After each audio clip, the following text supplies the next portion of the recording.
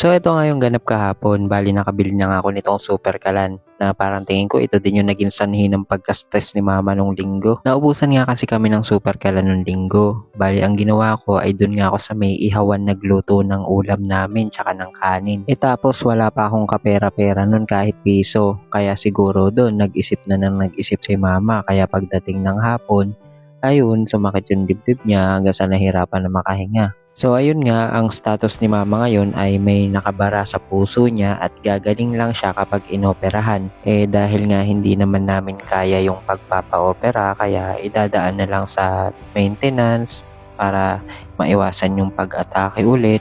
Tapos ayun, regular check-up kung kakayanin. Kasi 'di ba alam naman natin na bawat kilos kailangan meron kang pera. Kahit magpapa-check up ka lang, kahit sabihin mong libre. Kaya yun, bahala na si Lord sa amin kung anong mangyayari. Minsan nga parang iniisip ko, siguro kung may kasalanan din ako kasi hindi ako masyadong nagsikap. Kaya ganito, hirap kami ngayon. Pero ang dami ko namang sinubukan, nagnegosyo, ang dami ko na ring napagtrabahuhan.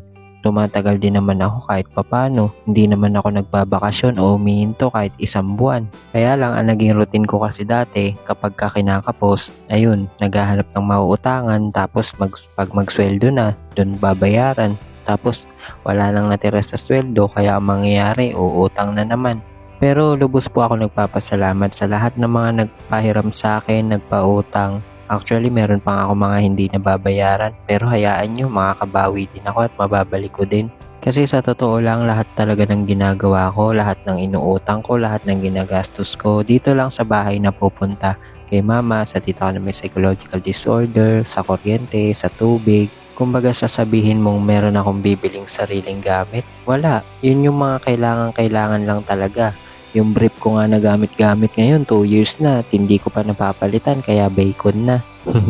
Pero kidding aside, ayun, sobrang nagpapasalamat talaga ako sa lahat ng mga tumulong sa amin. Kaya ayun, eto sa ngayon, stable naman si mama. Tapos balik na lang ako dito sa mga gawaing bahay, sa pag-aasikaso sa kanila. Hindi kasi talaga kaya na magtatrabaho ako tapos iiwanan ko sila. Kasi hingal na si mama kapag naglalakad papunta ng CR tapos kailangan aalalayan pa. Kaya matinding pagtitipid na lang din talaga ang kailangan namin para makasurvive.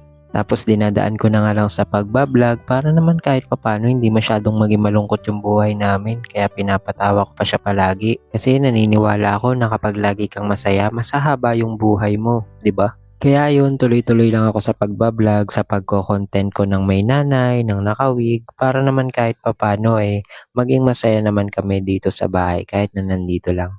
So yun lang, thank you.